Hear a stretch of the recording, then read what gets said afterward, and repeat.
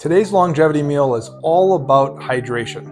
We're making chicken shawarma on the grill with a beautiful orange honey sauce, and with it, grilled asparagus, burrata, and breadcrumbs. To start, we're going to make our marinade for our chicken shawarma. Cumin, smoked paprika, and ancho chili are the big players here. Cumin, by the way, is a great resource for digestion and blood sugar control, two key things as we age. Pro tip: combine all of your spices and seasonings into a bowl, mix well, and then season your food.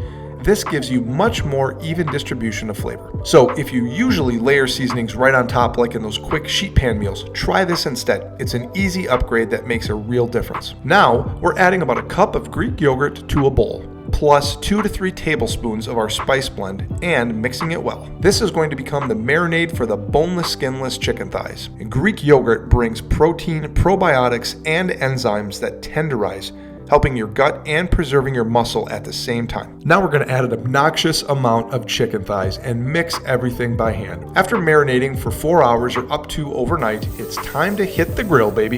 Now the first few times I made this, I folded the chicken onto the skewers, which looked great, but the texture inside got kind of gummy from the thick marinade. Grilling the thighs flat like this just gives you better flavor, better texture, and a more satisfying result overall. Next up, the surprising star of the show, asparagus. Now you might not know this, but asparagus is over 90% water and it's a natural diuretic. That makes it a great vegetable for hydration, circulation, and even detox support, especially in the warmer months.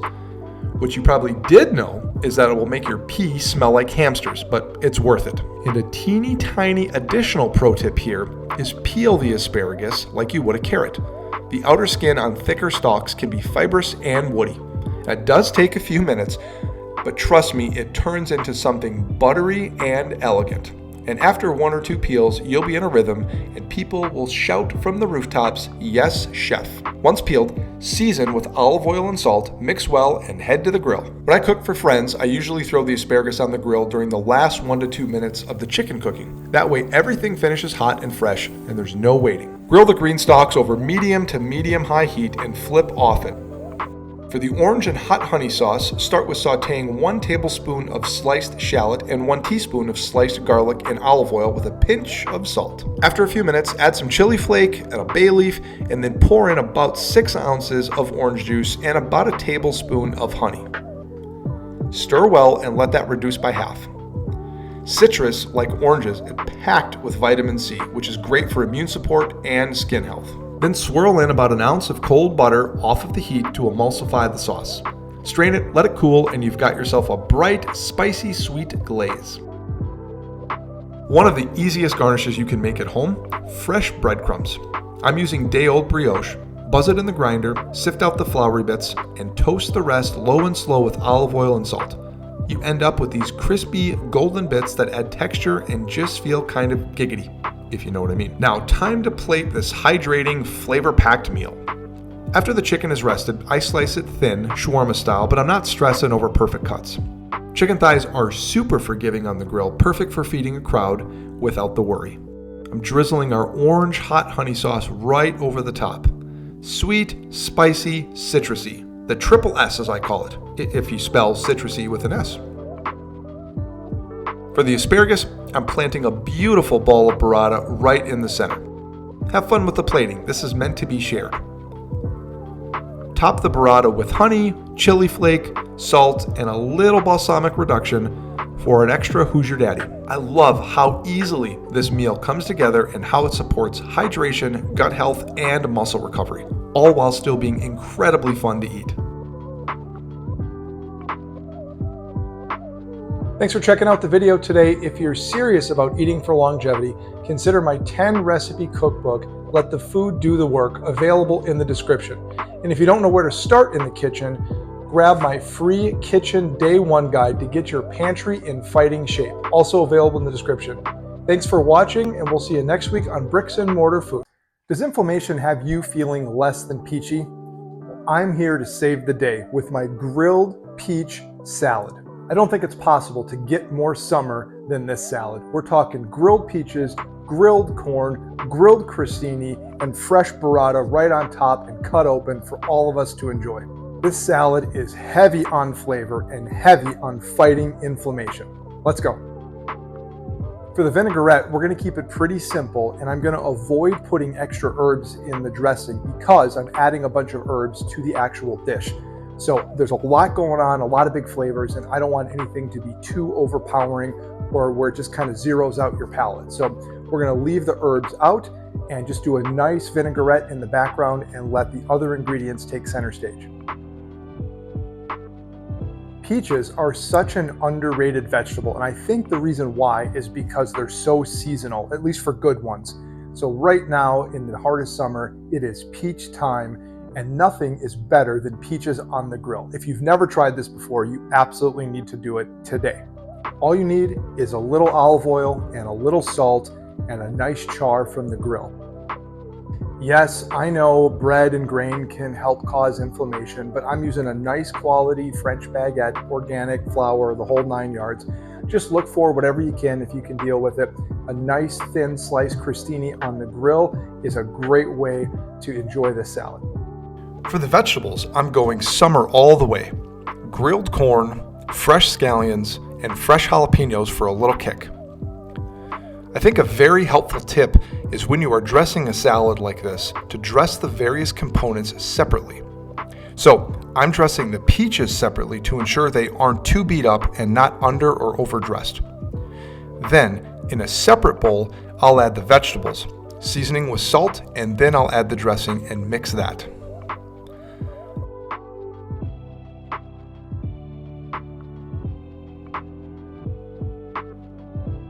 Now for the plating, I'm going to add the dressed peaches down and make a little bed out of them.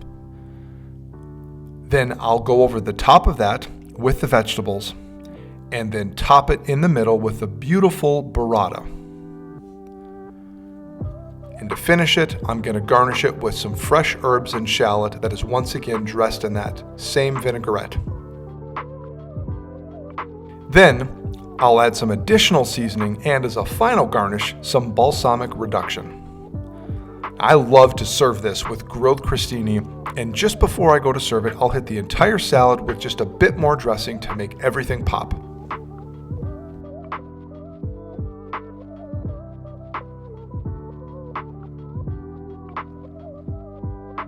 All right, thank you so much for watching another episode of Bricks and Mortar, where we made a grilled peach salad with burrata and a ton of big flavors going on, all in the name of fighting inflammation.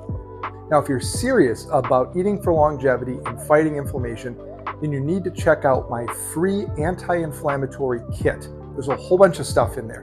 There is a full day of eating, both meals and snacks. I also have a kitchen day one guide, which is a robust shopping list for everything fresh and shelf stable to fight inflammation. And finally is a 7-day mindful journal that is directed at reconnecting with our body through food and fighting inflammation. If you like what you see here, consider subscribing to the YouTube channel, where every week I am cooking longevity food elevated. You can also find me on Instagram at Bricks and Mortar Food. Thank you so much for watching, and I'll see you next week on Bricks and Mortar Food. Need to detox? Then step outside of your comfort zone and make this amazing detox-friendly stir fry. Sometimes we need to reset our body. So instead of following some strict and rigid plan, join me in eating foods that help promote detoxification in the body, like this awesome cucumber stir fry. By incorporating foods that work for us in different aspects of life, we start to build a foundation of longevity. Now this is stir fry-ish, right? Everybody knows stir fry is made in a wok with the hottest pan in the world and super fast cooking, done in 1 minute. So I basically took all of that and turned that into a sauté fry. First up, the sauce. I'm making a spicy fish sauce, and it's a lot easier to make than you might think. In goes some garlic and some serrano. Don't be afraid, you can mitigate the heat of the serrano by removing the seeds and ribs. I use some honey instead of granulated sugar to sweeten it, and some lime juice. Look out! Also some rice wine vinegar and some actual fish sauce. I blend it all up using an immersion blender, or you can use a regular blender. Then I let it sit at room temperature for about 20 to 30 minutes, or you can put it in the fridge. Now for the stir fry.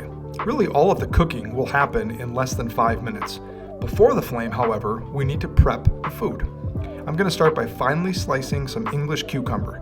This right here is your ticket to detox town, as cucumbers are over 90% water, which means they do a great job as a diuretic, flushing out impurities and toxins from your kidneys and bladder. Then it's time to go into a pot of salted boiling water with our noodles. I'm using brown rice noodles, and we want to cook them just shy of al dente, which means to the tooth. This dish is great as a vegetarian option, but if you want to add some protein, then flank steak is my choice here. It is a very tender cut of meat, especially when sliced thin, and is also very forgiving on the grill and affordable. One trick that I'm going to do is something that's common in stir-fry cooking preparation, is I'm going to lightly coat the meat in cornstarch. This is a process known as velveting, which will help give the flank steak a smooth and sexy texture. Now, as Anakin says, this is where the fun begins. To a hot pan, I add about a tablespoon of avocado oil and let it get hot. I'm using avocado oil instead of extra virgin olive oil here because it has a higher smoke point. Once it gets hot, it's time to add in our protein and vegetables, starting with the ingredients that will take the longest to cook.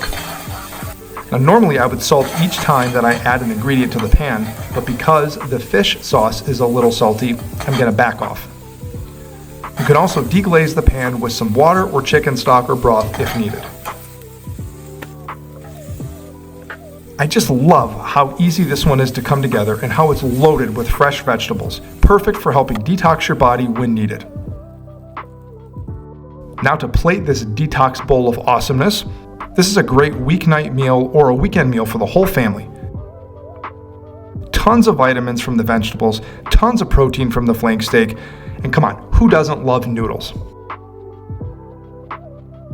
Thank you so much for watching this detox-friendly stir-fry. If you like what you see, consider subscribing to my channel. Each week, I have a longevity-focused meal geared at helping or improving an aspect of our life, such as needing to detox, or better sleep, or joint pain. If you're serious about eating for longevity, consider my 10-recipe cookbook in the description notes. And if you don't know where to start in the kitchen, then grab my free Kitchen Day 1 guide, also in the description notes. Thank you so much for watching, and I'll see you next week on Bricks and Mortar Food.